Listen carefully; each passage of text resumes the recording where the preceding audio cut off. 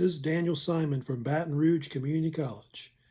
This is week 5 of my lecture series, continuing with the end of the Roman Empire. We're going to be, of course, talking about this week the late Roman Empire or later Roman Empire, which deals with the end of the Roman Empire in the West.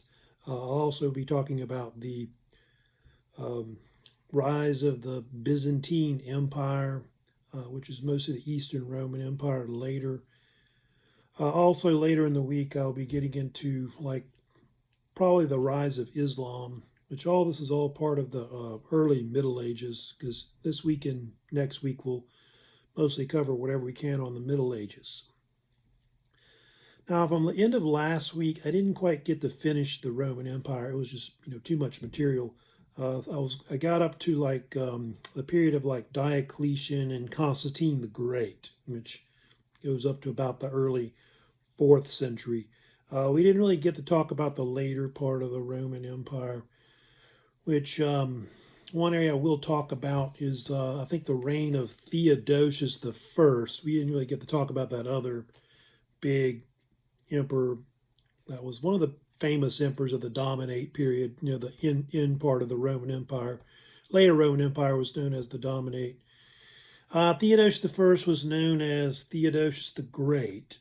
You can see the years he reigned: 379 to 395 CE, AD.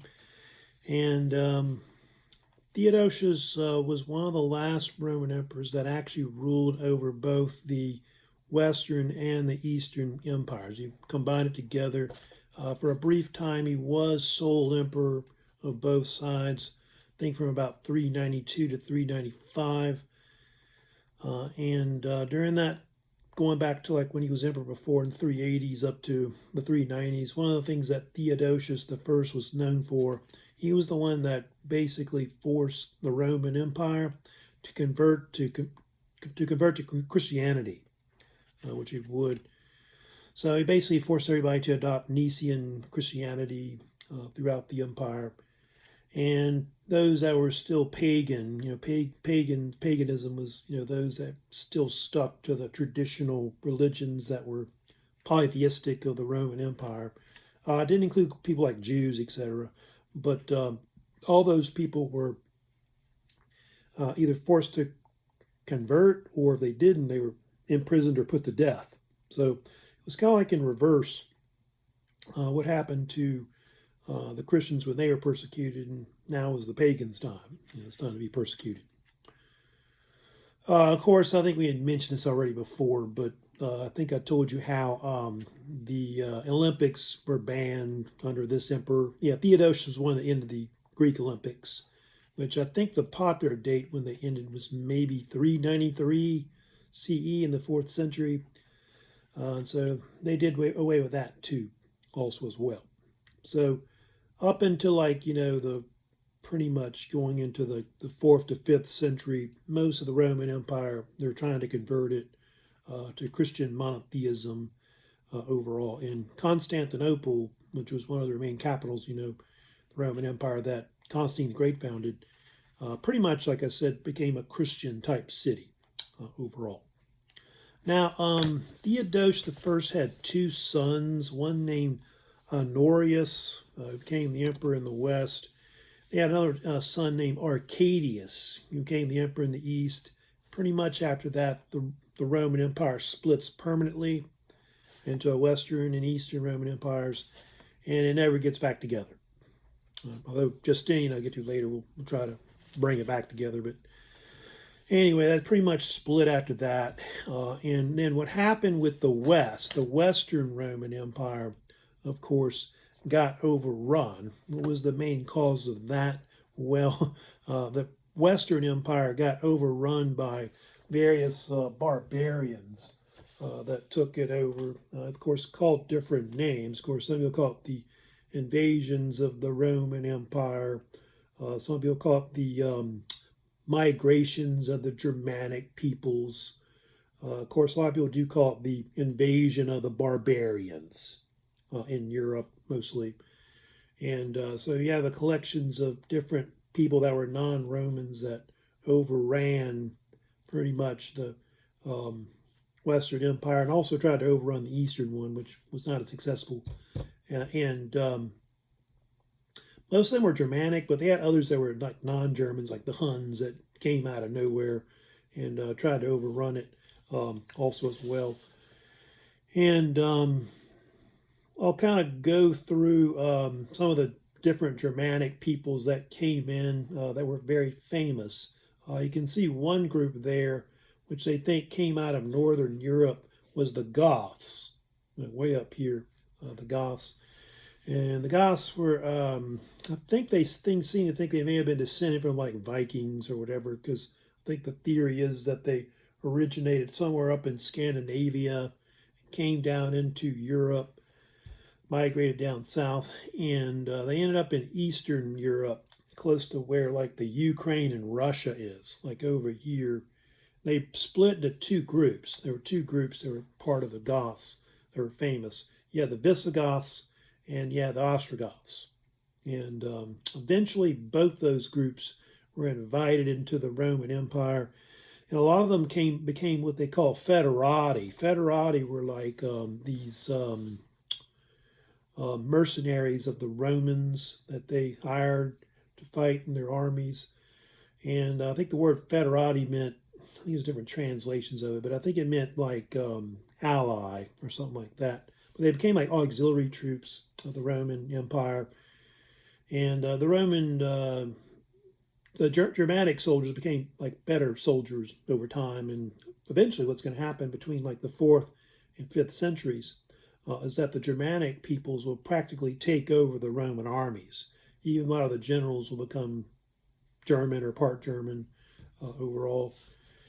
And so with that, over time, the Goths formed their own armies. And there was one case where the Visigoths, about that, attacked the Roman Empire. Like in 378, I don't know if you see right here, the Romans in mostly the east fought the Visigoths at a battle called the Battle of Adrianople, 378. You see right there. They actually killed the Roman emperor at the time in the east, which is named Emperor Valens, I think his name was. He was actually killed. And that allowed the Visigoths to basically march through the empire. Greece, they pushed through where Yugoslavia used to be, Italy. And I think in the year 410 is the year the Visigoths actually sacked Rome. And then from there, they marched westward, you can see, into Spain. And they created their own state there that was later called the Visigothic Kingdom. So in Spain right here. Later, the Ostrogoths, they're a little later, but the Ostrogoths will march too into the empire. And they actually seize control of Italy, take it over. They'll form their own state too, which is called the Ostrogothic Kingdom. So they start forming all these different states all over the place that are there. The Vandals was another one. The Vandals, they also attacked the empire as well. They basically invaded through the west, through France, which is Gaul, and then they went through Spain as well. And then they actually came down through Africa. The Vandals seized North Africa, Carthage, where it is, and then they actually crossed the Mediterranean Sea. And they attacked Rome too, and actually sacked the city in 455 CE. So yeah, the Vandals seized control of mostly North Africa, and they actually formed their own state there too, which was called the Kingdom of the Vandals, or the Vandalic Kingdom, I think it was also dubbed, which was right there. Other groups you can see there up here is the Franks. The Franks, of course, came down from Germany, and of course attacked Gaul and seized control of it. And they take over Gaul. Later on, they start calling it Francia instead, which I'll get to later, which is where the word France comes from. So land of the Franks, right here. So another one you can't see, they're called the Burgundians, but the Burgundians, I think, seized control like eastern France up in here. But they'll get wiped out by the Huns later. And way up here, like around Denmark and northern Germany, you also got the Anglo-Saxon peoples. The Angles, the Saxons, the Jutes.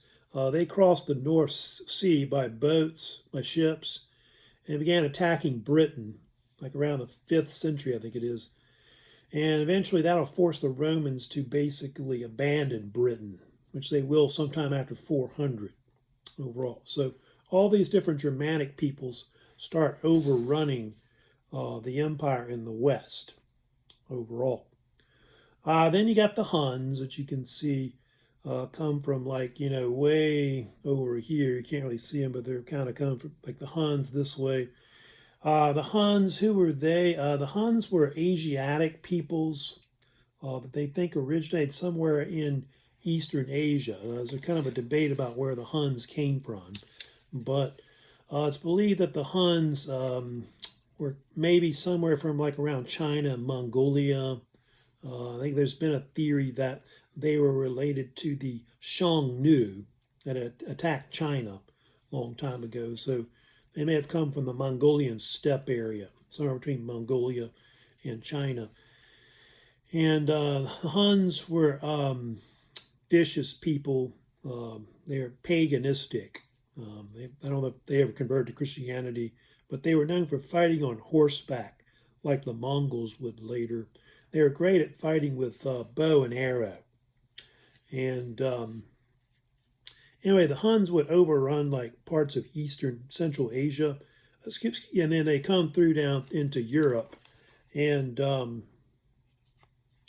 eventually they will take over like an area which is like right above the Roman Empire, like around where Hungary and what is Austria. That would be about where the Huns found their state there, their empire, which was called different names. I think some people called it the Hunnic Empire, was the common name they used later for it. Some people call that Pannonia, I think was another name. They kind of dubbed that area because it's about where, close to where they were. Pannonia was like a Roman province, which was around that area where Austria-Hungary is, in that area right there. So sometimes they call it that. That's not really the official name. But yeah, the Huns would eventually take over this area here, and they had a famous king of theirs, of course, that rose to power in about the mid, 5th century BC, and that, of course, was King Attila. So that's called Attila the Hun. Attila was their greatest king overall. He ruled maybe close to 15, 20 years as a ruler of the Huns. And I think originally he had shared power with like one of his brothers. Attila, of course, had a nickname that everybody called him in Europe. He was later called the Scourge of God. And of course, a lot of the Christians called the Huns the Scourge because they thought that they had been sent by God or sent by the devil to attack people. And the Huns were notorious for laying siege to cities and massacring a lot of the civilians, not just killing men, but killing women and children. They were pretty vicious, the Huns. There were cases where, like, cities, they would take them and just kill everybody, Anyway, Attila tried to attack both the Eastern and the Western Roman empires, to try to conquer both of them. In a sense, it was like a racket, really, that he had, where the Huns would basically force the Romans to pay something like, I think it was like almost like 700 pounds of gold a year to basically not attack them. And if they didn't pay them, or pay them enough, the Huns would attack them. And a lot of times they did anyway, because that's how, I guess, they made all their money. And the Huns at one point may have amassed a huge army, which I think they say Huns may have had an army of like 500,000 people at one point. And it was a combination of Huns and also other Germanic peoples that joined up with them. So it was his empire was kind of a mix of peoples, people that were Asiatic and people that were also Germanic. But a lot of Germans fled, that area of Germania because of the Huns. And it's part of why all these people are invading the empire in the West, because they're trying to get away from the Huns overall. Now, Attila, of course, was known for his attacks on the Roman Empire. Of course, his most famous came in 453 and 452 BC. 453, Attila, of course, invaded the Roman Empire in the West, the Western Empire.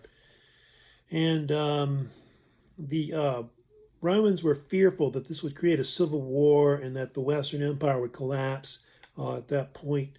And so the Romans allied with some of the Germans in the West, like the Franks and the Visigoths, to fight Attila. And there was a famous general of the Visigoths named Theodoric the First. He amassed a lot of the Germans. And then the Romans had this Roman general named Flavius Aetius, was his name, Aetius, Aetius. He led the Romans, portion of the armies that fought Attila. And they eventually fought Attila at a battle. It's kind of hard to see this map, but it's fought like way up in the, kind of like almost like northern France. It's called different names. The Battle of Chalons, I think, is one name that they sometimes call it. Maybe fought close to 451. It's probably about the date of when it was. And 451. That's the right date. 451 CE. And some people also call it the Battle of Catalonian Fields. Chalons, I think, is a city nearby in France.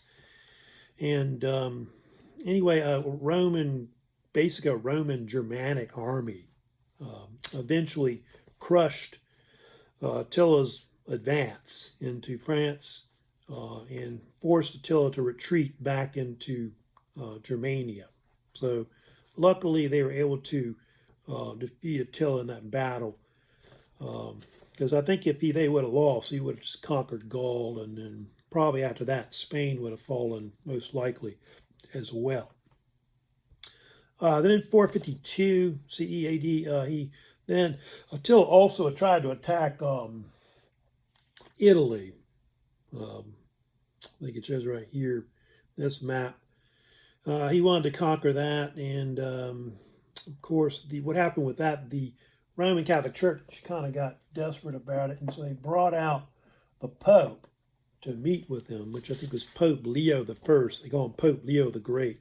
So he's one of the first great popes in Catholic Church, I guess, in early medieval times. And Attila agreed to retreat, and part of why he did eventually was because his troops were riddled with some kind of plague, which they're not sure what it was. And so he decided to retreat back to Germania again. And so he was unable to conquer France or Italy. And he probably would have come back in 453, but he died mysteriously. So he dies in 453, and that ended pretty much the Huns' attempt to try and, conquer, the Western Empire. But, within so many years after that, the Western Empire would pretty much decline and fall after that as a whole. But pretty much the 450s to the 470s, the Germans pretty much in the West take over the Roman Empire. And like Italy, probably Italy and Gaul, I think, were the two last areas that really fall to pretty much the Germans. And in the West, there was a Roman emperor named Romulus Augustulus. He was considered to be the last Western Roman emperor. He came to power in 475, and then what happened was in 476 CE AD, he was forced to step down by the Germans. And so after that, there's really no, official emperor in the West that really rules over it. Although they had an emperor in the East, I think his name was Zeno, or one of those emperors in the East, that claimed he was the emperor in the West, or something like that. But pretty much the Germans in the West do not recognize any emperor as ruling over it. Pretty much all the areas that are in the West start getting carved up into different Germanic states, like in North Africa, Spain, Italy, Britain, France, etc. And that becomes eventually the beginning of what will be the early Middle Ages. Of course, that'll follow later. So 476 is kind of usually the dividing line of when the Roman Empire kind of declines after that. And I think there was a Roman historian, like the British, was under the British later, that you have in the 18th century, named Edward Gibbon. And he kind of popularized that. He popularized the whole idea of 476 being the dividing line on the west. Now, but the Eastern Roman Empire, which is called Byzantine or Byzantine, continues in the east. So you still got this later Roman Empire that continues. That kind of comes out of the ashes of the old Roman Empire.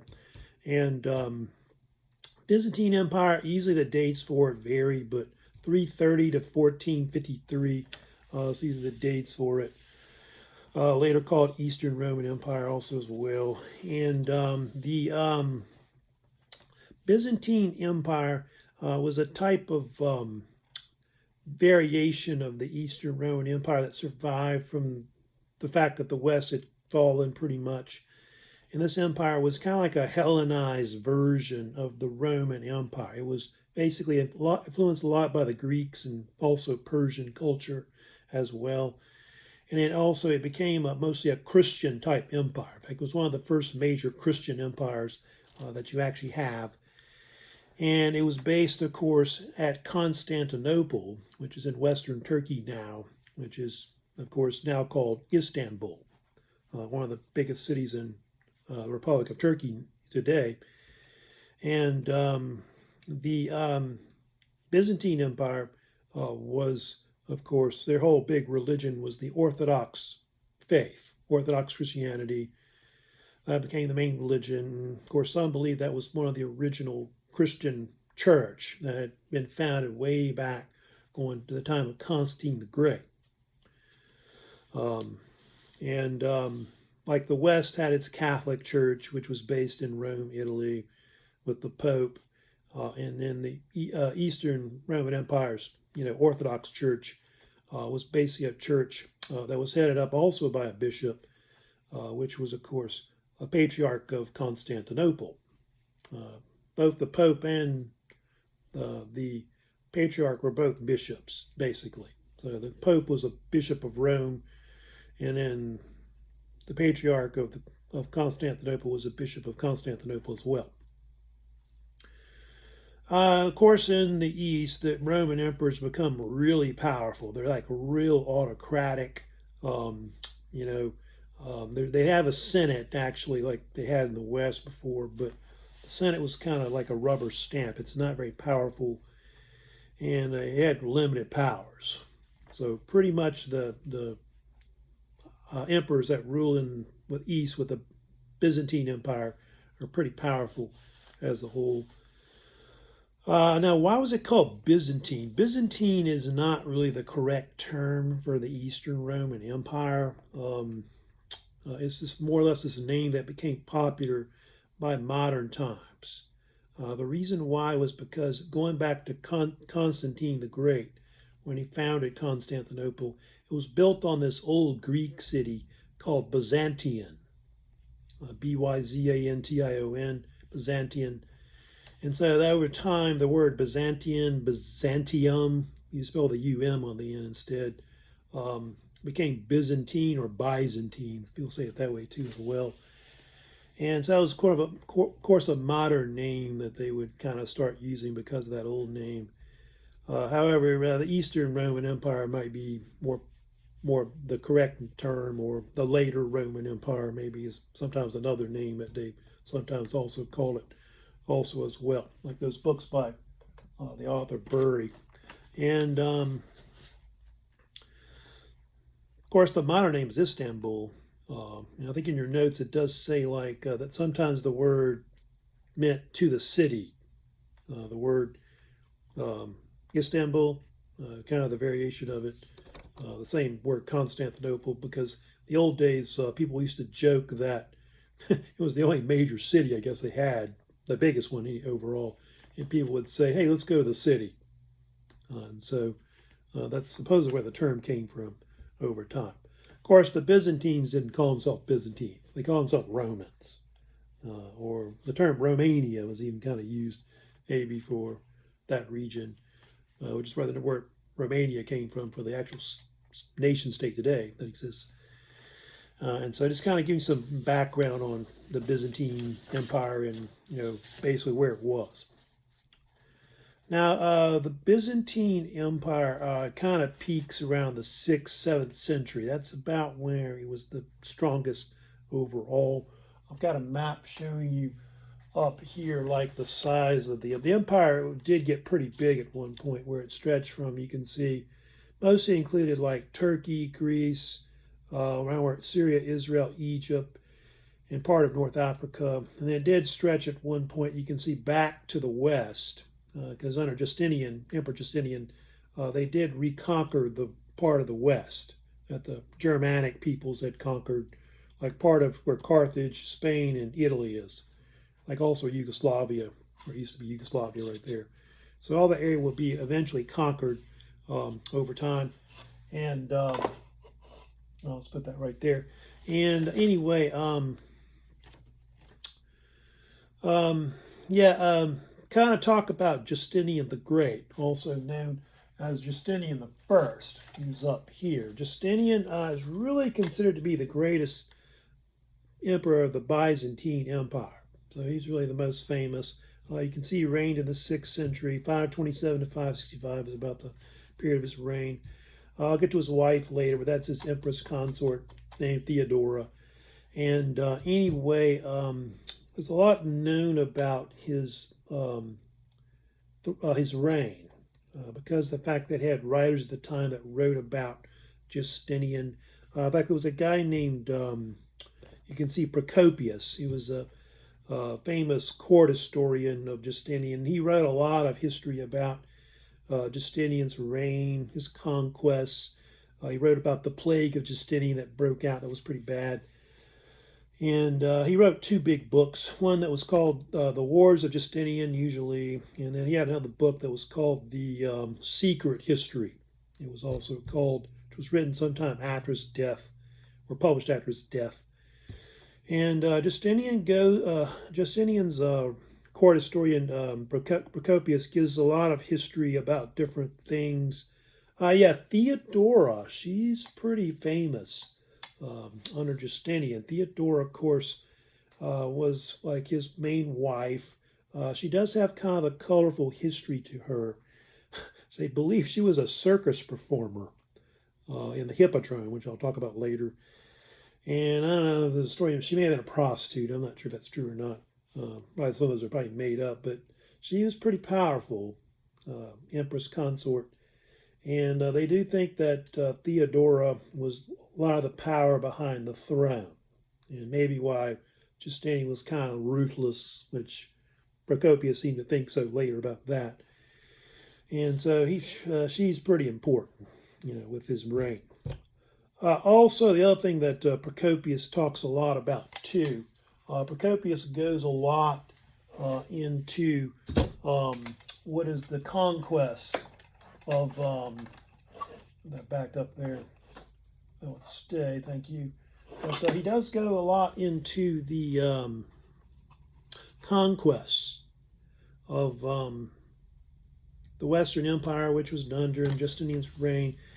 And there was a famous general under Justinian who was named Belisarius. Belisarius was considered to be the last of the great Roman generals. We call him the last great general I think they had overall. So they've had, I think I talked about Flavius Aetius, was one of the last ones I know in the West that was pretty big overall. But Belisarius was involved in campaigns that took place over like 20, 30 years to try to reconquer basically the West.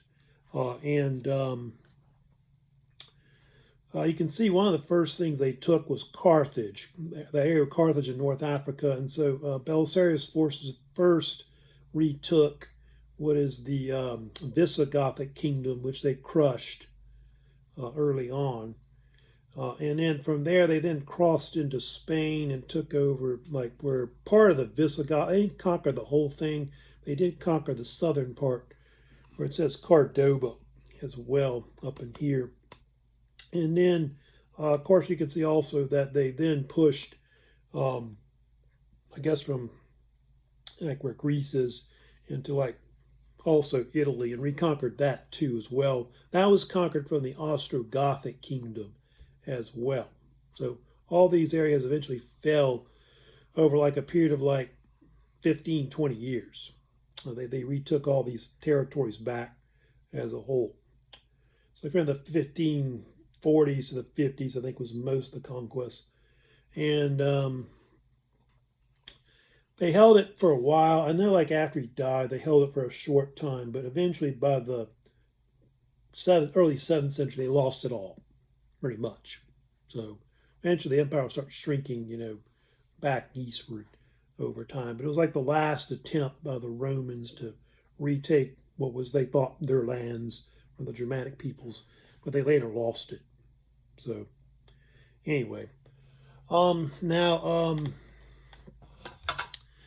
talk about a few other things that Justinian's famous for. Justinian's also very famous for his law codes that he has, which is called the Justinian Code or Code of Justinian.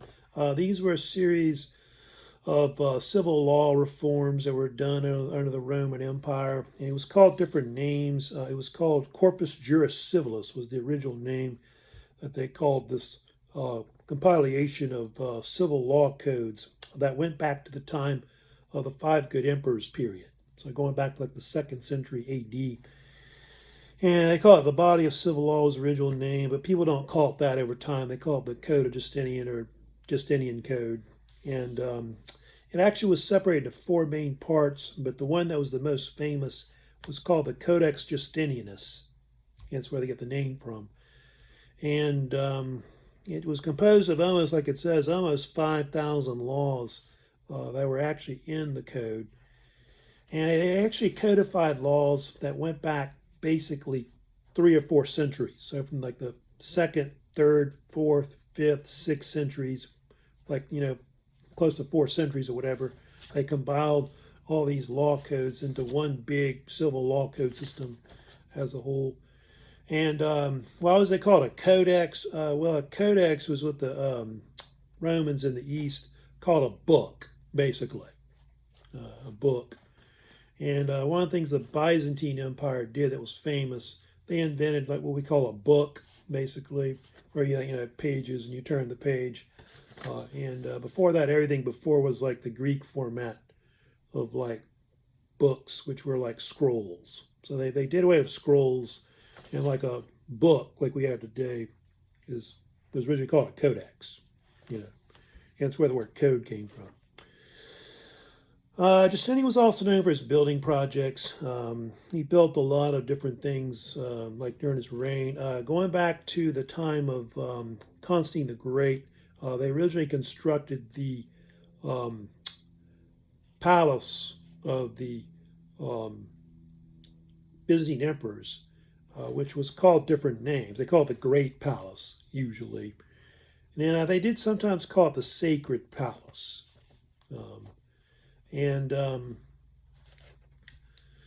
They believe it was first built by Constantine, and then under Justinian and other emperors, they would expand this palace, which was built kind of in the eastern part of the city of Constantinople. And it doesn't exist anymore. It's now ruins, and I think most of the palace is actually underground, the ruins of it. Because the Ottoman Empire later built, the Ottomans conquered them later, but the Ottoman Empire eventually built on top of a lot of the old buildings that were originally built by the Byzantine Empire a long time ago. There's a nearby this thing called it says Sunken Palace, but it's actually called the Underground Cistern. I think it's dubbed. It's got all, or actually Basilica Cistern is what they call it. It's like this underground cistern which holds water, and it was built under like a kind of a basilica, which is like a church and park area, which is where it got the name Cistern Basilica. And anyway, it's important for like their water source. Now, of course, Hagia Sophia, which you see back there, was really the most famous building, of course, that was constructed by Justinian during his reign. Hagia Sophia, of course, became the central church of the Orthodox faith. And it was built in the 530s. The word, Hagia Sophia means in Greek holy wisdom. So sometimes they'll say the Church of Holy Wisdom. And Hagia Sophia, of course, was where, I guess, the headquarters of where the Patriarch of Constantinople reigned over the church. And over time, when the Ottoman Empire conquered, the Byzantine Empire later, they would convert it into a mosque. And that's why you got see the minarets they added later that are kind of rounded. And now it's a museum. So it's like one of two, I think, cathedrals that were there. This is now I think they have the Blue Mosque, which is was also converted into Blue Mosque was a cathedral that they converted into a mosque as well. That one still uses a mosque though, as well. I think that was called the cathedral. I think it's called the Irene, Cathedral Irene, I think is what they called it, or something like that. But anyway, then the Hippodrome you see there in the notes. Hippodrome was something that they think maybe Justinian added on to, but they do think that it had already originally been there going back to Greek times. Hippodrome was a Byzantine racetrack that they used for mostly chariot racing and entertainment in the Eastern Roman Empire world. And it was very popular. I think you can see it could hold up to like 100,000 fans in it.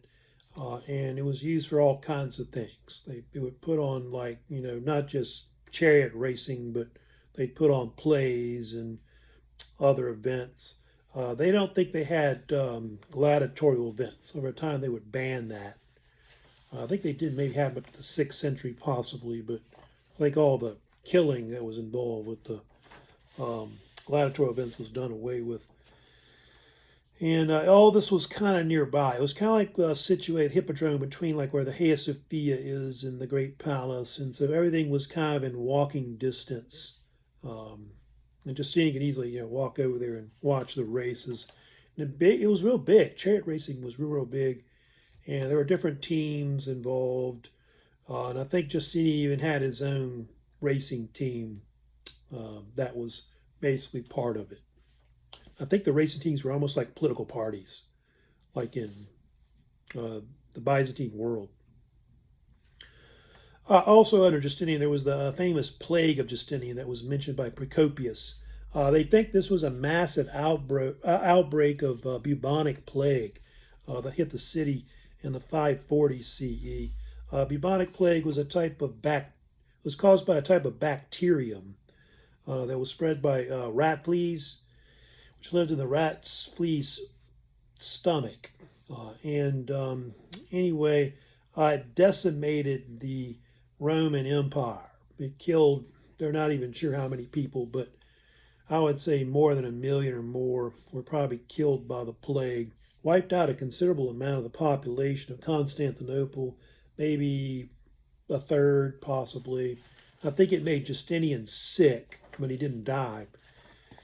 And they do think that the plague of Justinian was one of the causes of why the Byzantine Empire would decline later, because it, I think, sapped the amount of men that they would need to fight in their armies, because other states around them, like the Sassanid Empire, and also different Islamic states that we'll talk about later that rise, weren't as affected by it as much. And they'll eventually overrun them, starting really in the 7th century.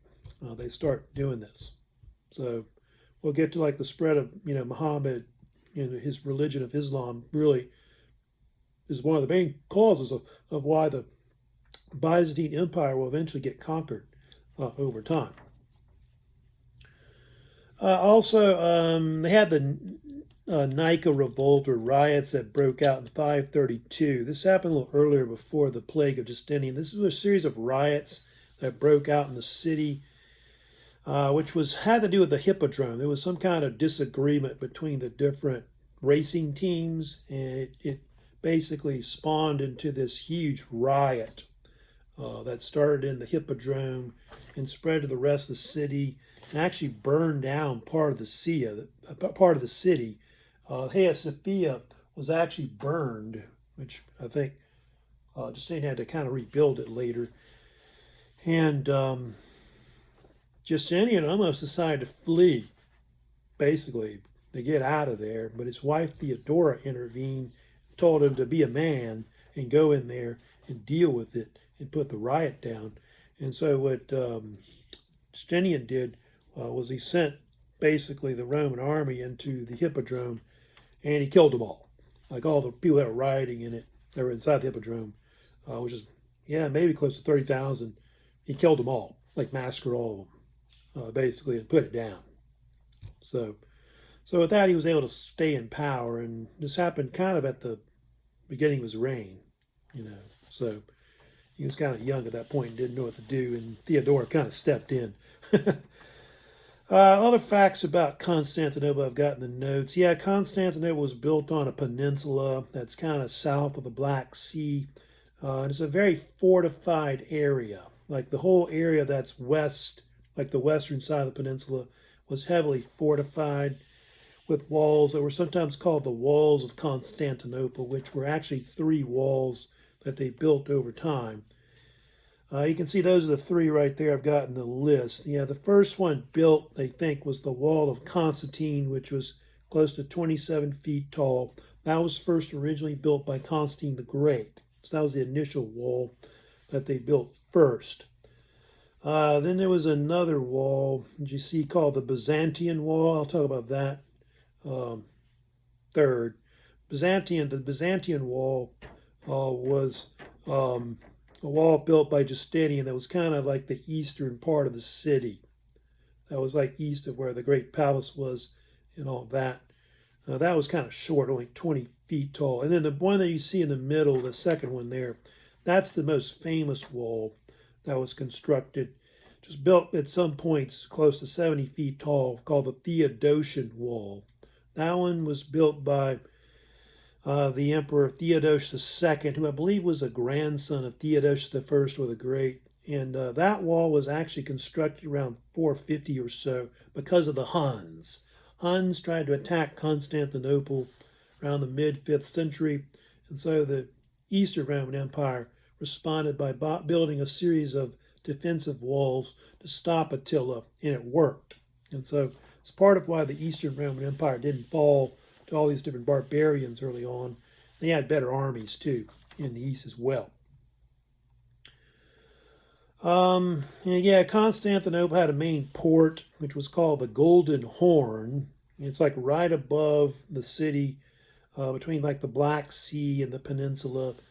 And it's very important, the Golden Horn, because that's where all the wealth, gold trade came in from the east, like Asia and China. And Constantinople was kind of like the end of the Silk Road, going from like Asia through the Black Sea and into there. And so Constantinople was one of the most wealthy cities in the world at the time because of the Golden Horn. And that's why it's called Golden Horn, because of all the wealth coming through. The fortifications weren't enough. The Byzantines did have a pretty good navy, and they had a secret weapon that was called Greek fire. Greek fire was a type of incendiary weapon that's almost like modern napalm. And there were different ingredients of it. They believe it was invented in the 7th century, you can see, by this Syrian engineer named Callinicus. Callinicus. And the ingredients of how they make it is very secretive. I think apparently the emperors only knew much about it. And it was kind of kept secretive and passed down from emperor to emperor. And they do think it included ingredients like sulfur, quicklime, petroleum may have been in it. Possibly, I don't know about gunpowder, probably not. But it was used like by their navy pretty much. And they would actually shoot it at enemies, kind of like napalm. And when it would hit their ship, it would burn it along with anything else that was on it, including people. The Constantinople had a main city, which was called the Mizu, is how they say it, which there's different translations of it. It means either middle way or middle street, or some people say main street.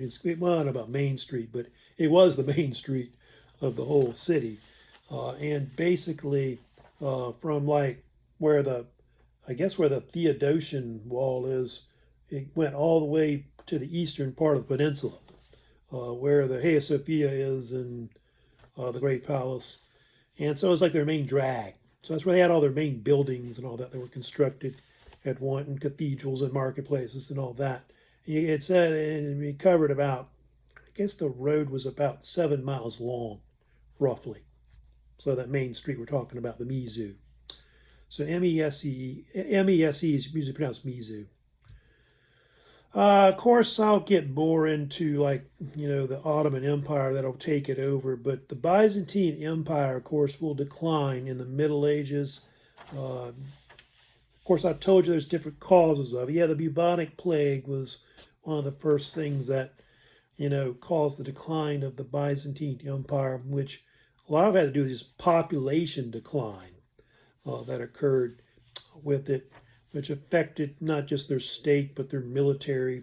So that weakened them against other powers that were throughout that region of the Near East. And then the Byzantine Empire lost, different battles against, especially Islamic states that were there. The most important battle you can see they lost was the Battle of Manzikert, where they fought the Turks in the 11th century, August 26, 1071. Manzikert was an important battle that was fought in eastern Turkey. The Turks were originally Caucasian peoples that originated up in Central Asia, kind of like close to the east of the Caspian Sea. They call it Turkestan or something like that. And they had come down into the Near East. They became Sunni Muslim. They converted to Islam. And in the 11th century, they began attacking that part of the Near East. And anyway, the Turks badly defeated the Byzantine army in Turkey. They began overrunning part of Turkey, Syria. They would take over Israel, take over Egypt.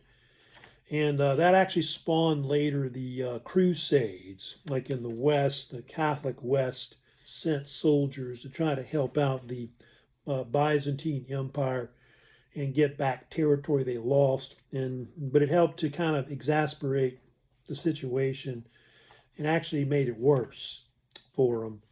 And so over time, of course, you have the cousins of the Seljuk, the Ottoman Turks, will eventually take over the region too. They'll form the Ottoman Empire by the end of the Middle Ages, by the 15th century. The Ottoman Empire will eventually basically sack and take Constantinople in 1453. And that basically ended the Byzantine Empire, which, by the way, lasted 1,123 years. Yeah, from like 330 to 1453 is 1,123 years. And so with the fall of Constantinople, Christianity in the East will keep declining. And over time, Islam becomes the dominant religion in the East, which I'll talk about in another lecture coming up this week, the rise of Islam. And if I have time, I will also talk about the early Middle Ages, what happens in medieval Europe. So that's it for this podcast, pretty much for this week.